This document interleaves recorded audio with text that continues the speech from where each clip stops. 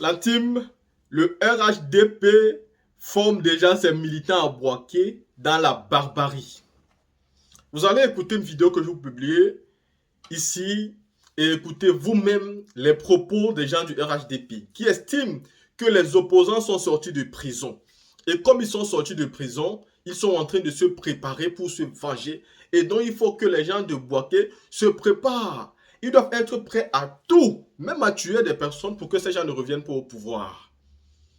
Voici donc des personnes qui, au lieu d'aller, c'est-à-dire présenter des projets politiques, aller présenter au peuple ce qu'ils vont faire pour que la vie du peuple change, au lieu d'aller présenter au peuple le programme de leur candidat aux élections de 2025, écoutez très bien le discours que eux, ils ont décidé de donner au peuple. Le discours qu'ils ont fait le choix de manière délibérée de donner au peuple. Après, M. Adou Richard va se jouer les aveugles. Il ne va pas les voir, il ne va pas les arrêter. Vu qu'eux, ils sont en train de propager les messages de haine et qu'ils sont du côté de M. Alassane Draman Ouattara, alors ils ont le droit, on ne peut pas les arrêter. On a vu ici des personnes qui sont parties jusqu'à dans le domicile privé de Marie-Odette Lorignon. Ils l'ont attaqué la maman, mais ils n'ont pas été effrayés parce qu'il vient du parti au pouvoir. À ce moment-là, le RHDP nous parle de liberté d'expression. Mais il faut que le secrétaire général d'Amana Diabika sorte, parle fort pour qu'il soit convoqué. Pour qu'il soit convoqué, pour qu'on puisse l'intimider. Il faut intimider tout le monde. Mais quand ça vient des militants du RHDP, des cadres du RHDP, alors eux, ils ont le feu vert. Ils peuvent faire tout ce qu'ils veulent. Et vous voyez la team, c'est ça que je n'aime pas et c'est ce que je ne peux jamais supporter. Je vais dénoncer ça jusqu'au dernier de mes jours parce que Alassane Draman Ouattara, c'est très bien ce qui se passe et c'est lui qui organise tout ça, c'est lui qui orchestre tout ce... C'est-à-dire, quand le président Laurent Gbagbo se met dans une posture de passer, c'est-à-dire de pacifier le pays, de quitter la scène politique en laissant un pays pacifié. Quand le président Laurent Gbagbo se met dans une posture et il demande à son frère Henri Konan Bédié et à M. Alassane Ouattara de se mettre dans une posture de ne plus se battre pour eux, on constate qu'Alassane Ouattara, lui, il se bat pour lui et il veut tout faire. Quand il parle de faire 100 ans au pouvoir, ils savent sur quoi il se base. La team, écoutez. Parce que 2025, ce n'est pas maintenant. Vous avez vu que les opposants sont sortis de prison. Vous qui ne lisez jamais, vous qui ne vous intéressez jamais à la politique, commencez à lire. Les gens parlent. Et si on s'amuse, et qu'en 2025, le pouvoir retourne dans la main des opposants, en tout cas, Bouaké sera la première ville qui vont venir gérer. Parce qu'on a été la capitale de la rébellion à un moment donné. Mbalanta, là, on ne connaît pas ça. On viendra pour corriger tout le monde. Et dans la production, je ne sais pas comment ça va se passer. Donc, Bouaké même doit prendre conscience, non seulement d'abord pour notre propre sécurité, parce que l'élection 2025, c'est maintenant. Si on a raflé partout en Côte d'Ivoire, l'opinion internationale va dire non, en réalité, ceux-là, c'est eux qui viennent pour la Côte d'Ivoire. Les gars là ne peuvent plus venir d'ici. Mais si on s'amuse, les gens vont dire non, en réalité, on ne maîtrise plus rien. Et en 25, si les gens font du bruit, ils prennent, ça vous se venger les uns des autres.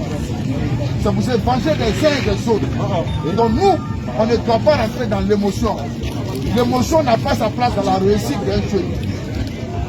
C'est ce message que je vais vous dire. Le bus n'arrive plus au terminus ici parce que vous voyez, les bus là c'est trop bas. C'est tellement bas que quand il veut tourner, il va s'enfoncer. En bas là, c'est très facile, vous voyez, comme ça. Et moi-même à l'époque, ceux qui prennent la voie à droite, voilà, à venir, vous avez vu qu'il y a des dodanes. C'est moi à l'époque qui ai fait faire ces dodanes-là parce qu'à chaque fois, les publics tuaient des élèves et des étudiants. D'écouter, les gars, nous convenons ensemble ici que c'est un message de haine. C'est un message qui demande aux gens de Bouaké de tout faire, même s'il faut qu'ils portent les armes pour empêcher le président Laurent Gbagbo ou bien l'opposition tout simplement de venir au pouvoir, il faut le faire. Est-ce que ce message n'est pas un message qui mérite d'envoyer un homme directement à la Maca? Je pense que ce message mérite d'envoyer n'importe quel individu à la Maca. Mais pourquoi monsieur le procureur Adour Richard décide de jouer les aveugles, c'est-à-dire de manière délibérée, de manière volontaire, il décide de ne pas voir ce qui se passe dans ce contexte-ci. Imaginez-vous un seul instant que c'est un militant de l'opposition qui réside en Côte d'Ivoire, connu de tout le monde, qui est en train de tenir ce genre de propos-là, est-ce qu'il serait encore en liberté aujourd'hui? Où est Peter 007? Je demande toujours. Peter 007 a été arrêté et enfermé tout simplement parce qu'il a dit que M. Alassane Dramane Ouattara n'est pas un bon président. Il a dit que M. Alassane Ouattara fait partie de ceux-là même qui sont les patrons de la rébellion de 2000. Et pourquoi on a arrêté Peter 07? Ce n'est pas aussi la liberté d'expression, de s'exprimer, de dire ce qu'on pense. C'est le combat politique. C'est le combat politique. Nous sortons nos armes verbales, vous sortez les vôtres verbalement. Mais comme vous n'avez pas d'armes verbales, si ce n'est pas préparer vos militants à la guerre, si ce n'est pas préparer vos militants à la destruction, si ce n'est pas préparer vos militants aux armes blanches et aux armes réelles même, au sens propre du thème. La team, vous avez vu aussi les listes électorales. Et vous allez donc comprendre pourquoi j'ai l'habitude de vous dire qu'il y a les nouveaux Ivoiriens en Côte d'Ivoire qui sont plus rois que les rois. Ces nouveaux Ivoiriens qui ne veulent pas que nous parlons des problèmes de la Côte d'Ivoire parce qu'ils savent que nous allons les dénoncer. Vous savez que pour moi, personnellement, je dénoncerai toujours Alassane Dramane Ouattara jusqu'à ma dernière énergie. Il faut que le président Laurent Gbagbo revienne au pouvoir en Côte d'Ivoire pour que moi, je retire ma bouche dans la chose politique ivoirienne. Parce que c'est une injustice qui s'est passée en 2010.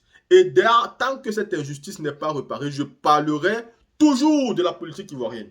Parce que dans cette injustice qui s'est passée, il y a eu beaucoup de pays africains qui ont mis la bouche dedans. Vous voyez tous les accords qui ont été signés. Ces accords ont été signés dans beaucoup de pays africains qui ont été complices de fait de ce qui se passait. Mais aujourd'hui, eux, ils continuent à vivre tranquilles.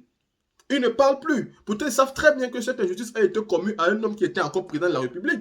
Vous voyez même sur les plateaux de télé comme la NCI, où on nous fait comprendre que quand le président Laurent Gbagbo prenait l'argent de la BCE pour payer les Ivoiriens, il était en train de faire un braquage. Pourtant, à ce moment-là, il était encore président de la République.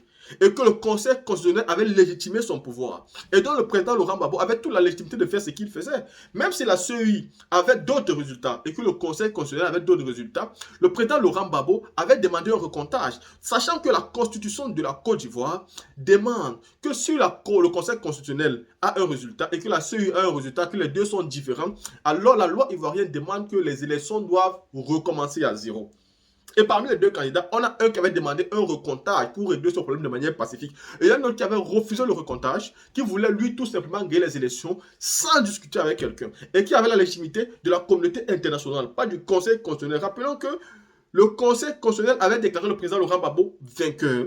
Et qu'après, le président du Conseil constitutionnel a estimé qu'il avait été possédé par les mauvais esprits. Est-ce que c'est parce qu'il estimait qu'il a été possédé par les mauvais esprits que ça tue la légitimité du pouvoir du président Laurent Gbagbo? Non. Vu que quand il déclarait cela, il l'a quand même déclaré. Et dans ce cas-là, quand tu déclares que tel a gagné, bah, il exerce son devoir. Et si le président Gbagbo n'exerçait pas son devoir, c'est en ce moment où il devait être un président qui n'assume pas ses responsabilités et ses fonctions. Et donc, aujourd'hui, qu'est-ce que ces gens qui sont censés être des intellectuels veulent nous faire croire sur la NCI? Voici donc les débats qui sont ouverts. Voici les individus qui attisent la haine et qui préparent déjà leurs militants de manière haineuse à attaquer les autres militants. Ils n'ont pas de programme, ils n'ont pas de projet à présenter. Comme le PPRC, vous voyez très bien, le président Laurent Gbagbo a structuré son parti. Son parti est organisé et tout le monde est à sa place. Chacun sait ce qu'il a à faire.